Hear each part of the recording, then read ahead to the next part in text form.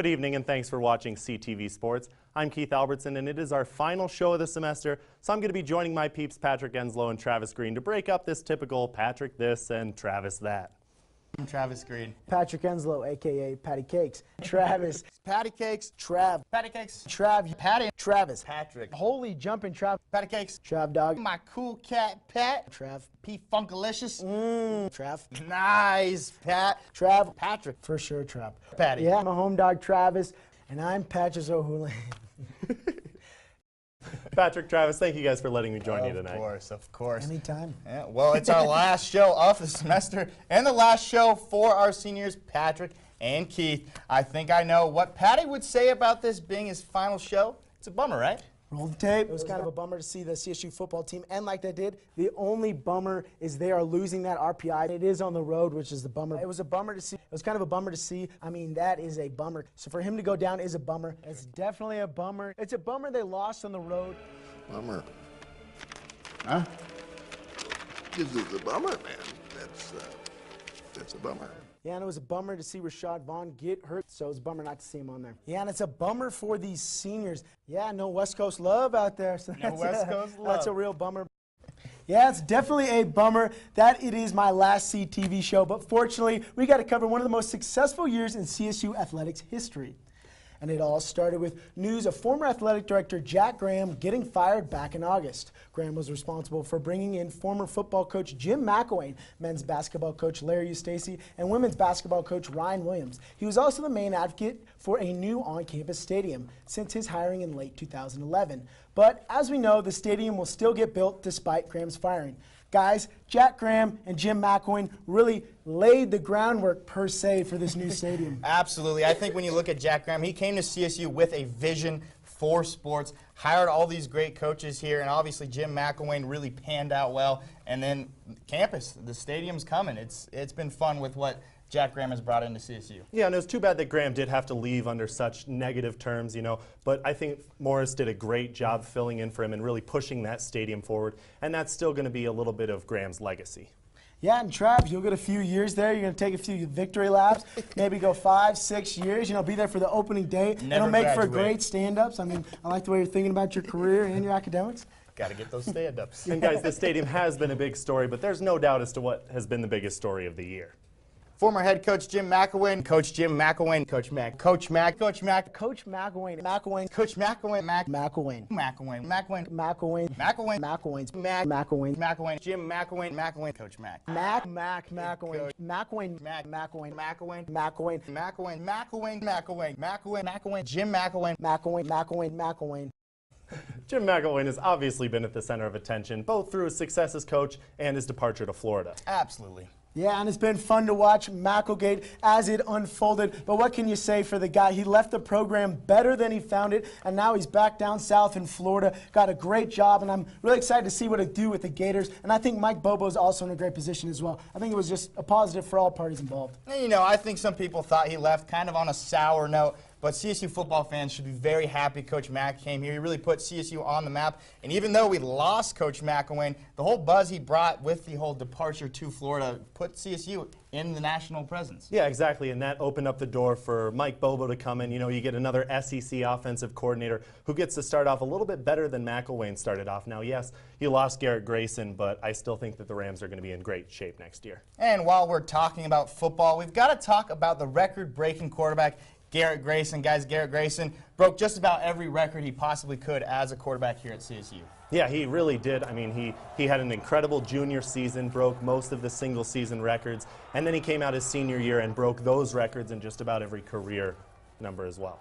Yeah, and it was fun to watch his development from sophomore year to senior year. He took his lumps that early year, but then after that, it was nothing but sunshine and rainbows for the guy. And it was awesome to see. Probably the greatest quarterback we've seen since Bradley Van Pelt. And just like Coach McElwain with the departure, Grayson off to the NFL now, giving more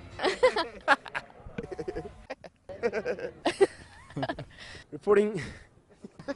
Oh my God. Keith is going to use that one. I was trying so hard not to laugh. Yeah, you were. Guys, well, despite all the laughing and jokes, we were actually able to do some sports coverage this year. And like I touched on earlier, it's easier to cover when teams are successful. Yeah, and the epitome of success in CSU athletics over the past 2 decades has come from the CSU volleyball team. Yeah, that's exactly right. What Tom Hilbert has been able to do for this team since he's been at CSU, and they had another excellent season this year, making the Sweet 16 with that fantastic win over CU. Yeah, and it was great to see going to Moby, playing CU, something that does not happen. They do not play each other in the regular season. That can only happen in the postseason. They go 5 sets. Everyone's on the edge of their seat thinking they might lose the game, but they pull it out. They go to the Sweet 16. Fun year, and it was great to see the seniors like Kelsey Snyder, Deidre Foss, and nothing but great things. Absolutely, and the crazy part about it is Colorado in general is not really a powerhouse in high school volleyball, yet Coach Hilbert keeps bringing in players out of state or even out of country, and they keep turning out great teams here. It's really exactly. impressive. Says a lot about the perennial success that he has been able to have. And we're going to take another quick break, but we've got our synopsis of men's and women's basketball. And more bloopers and stutters and all your favorite mistakes from us so-called professionals. We'll be right back. Oh, hey there, Rams. Today is a great day to play in the LSC. So let's take a look at our ballrooms, theater, and art galleries. The LSC ballrooms, which are the busiest venue in northern Colorado, have been recently renovated. The Laurie Student Center Theater can be transformed to feature films, concerts, lectures, entertainment, and banquets. And last but not least, the Kerfman Gallery provides a showcase for the creations of local and student artists. Talking on camera isn't always easy. Recounting facts and figures and trying to make coherent thoughts can be tough after a long day of filming sports. I'm certainly not complaining, but more justifying an occasional or maybe frequent slip of the tongue. What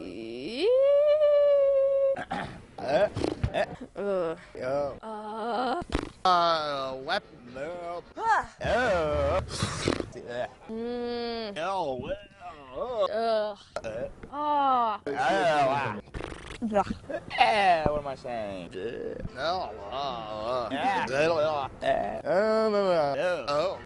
Hang on. Keith Albertson here with... What monster are you, sir? I'm such a... right now.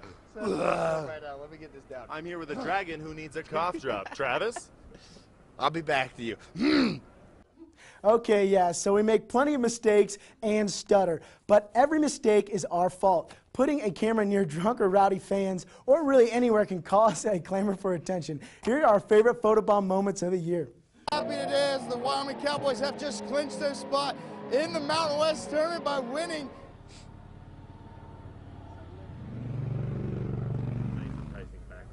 I know, you want to leave it there, people? DSU offensive line, definitely a big gap they have to fill, but yesterday, in the absence of Ovula State. Now Utah State. Garrett Grayson and Rashard Higgins. It's semifinals time here at the Thomas and Mack Center of the Mountain West basketball tournament, and today we have a very interesting matchup. I definitely want to give a shout out to Derek Cook Jr. and Charles Hankerson Jr. Obviously, their energy helped the team win the Mountain West basketball tournament as they went on to win it. But, guys, CSU also had a pretty solid season for men's basketball. Yeah, that's exactly right. I mean, they started off with a record 14-0 start. It was absolutely incredible. And then they just continued, got a team record 27 wins. It was unfortunate that they did get, as some people would put it, myself included, snubbed in the NCAA tournament. Yeah, but at least majority of their wins came at home. They had an awesome home record this year. That San Diego State game was so fun. They packed Moby, and I think any three they put up in that game, they pretty much scored. They shot lights out. It was literally ridiculous. Never seen them shoot so good. But fun year all in all, and I'm excited for the future as well. Absolutely. I think one of the funnest parts about this season was we weren't expecting them to do very well heading into this year, and they wound up being one of the better teams out there, obviously getting snubbed in the NCAA, but it was fun to see them go out there, get a school record and wins, and I think sky's the limit. They keep bringing in more players now. Yeah, Eustace's kind of the king of bringing in transfers. Plenty of people will come and transfer to CSU and stay there, and you know, CSU doesn't bring up too many freshmen, but the talent that he brings in is really quite good. And, you know, we also got to talk about women's basketball. They have been very well the past 2 years as well. Yes, they really have, and you know that helps with bringing in Ryan Williams and what he's been able to do. It's unfortunate that they have, you know, really suffered late in the season and in the postseason with such high expectations. Yeah, but Ryan Williams definitely setting a precedent for this women's basketball team. There wasn't really a reputation to begin with before he came here, and it was great to see. And I wish them the best of luck in the next few years, and hopefully they can break that postseason curse. Yeah, you know, both teams making the NIT, that's success right there, making a tournament. And I know next year there's going to be a fire lit under both of these teams, and they're going to go off and hopefully make it even further. That's exactly right. We're going to take one last short break, but then the moment you've all been waiting for, our town of bloopers.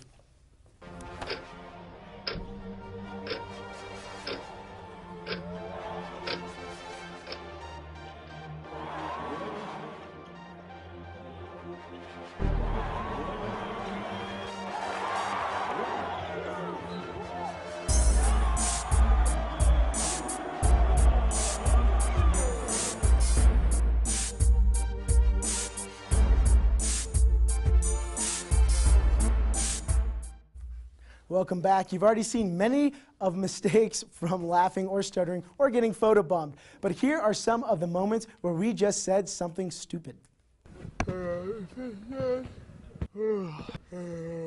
I'm Keith. Just go to that. I'm Keith Albertson. It is 1 in the morning Mountain Time, and we just got done with our day. Not yet, though, because we still have videos to do. And post them. I think this one's going to be 32-23. I think the Rams are going to get the victory, but it's going to be a little closer, a low-scoring game. 32, huh? What you got there? 2 safeties, 4 touchdowns for the Rams? Yeah. A couple 2-point conversions thrown in? Decided to hold him back in this. I saw that in the camera.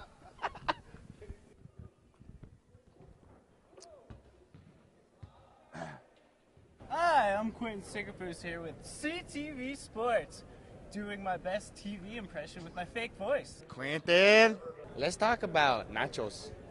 Nachos. Garrett Grayson. I like spicy nachos. Spicy. All right, I messed up. Or it's jalapenos. Jalapenos. To get that bid in the I'm gonna get a bad I don't know what to say. Damn it. I get nervous in front of the camera. He had 5 touchdown passes tonight, and now leads the NCAA in touchdown receptions. Yeah, he had five catches for 2 touchdowns. He just leads. He had 5 touchdown receptions. No, he had 5 catches. 5. And here he was throwing most of them. I love doing this. This is great practice. It certainly helps how great the players played. Josh Adams named the tournament's MVP. Larry Nance stepped up huge today. Of course it helps how great the players played. The players actually helped Wyoming win this game. Go. Wow! I'm Keith Albertson reporting from Albertson Stadium. Was it weird that I say Keith Albertson reporting from Albertson Stadium? Now that you said that, I was done with my hand in my pocket. I was like, what am I doing with my hand in my pocket? Looking like a fool with your hand in your pocket. Hands in your pocket. The Pants are gonna win the game tonight. So you're going for the more comfortable look. Oh yes, the very comfortable look. With the help from players like Derek Marks, who doesn't play for them. Who plays for Boise? I don't know why Derek Marks' name popped in my head. Hold me like the baby. From Falcom State. Falcom?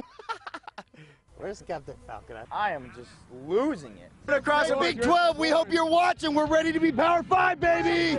Let's do this, Trev. Nicest. Let's For the last time. No, let's soak this in. Hang on. Look at this guy. Good enough? And that's all we've got for you. I'm Keith Albertson. Bye. Guys, let's really soak this in. Take it in, you know, look it in the sky. You know. Of course, it's beautiful out here tonight. Well, unfortunately, that's all the time we have for our show tonight. I'd love to thank everybody who helped out with the show and make it as wonderful as it was, from the crew to the volunteers to my excellent talent. Thank you, guys. And be sure to tune in next semester where my man Travis is going to be taking over as Passing sports on the producer. torch, T-Rev. And I'd like to close tonight's show with a tribute to the seniors who have helped out with CTV Sports over the years. Even though I modeled the tribute after an in memoriam piece from the Oscars, we are very much still alive. Grab Have the a great tissue night. box.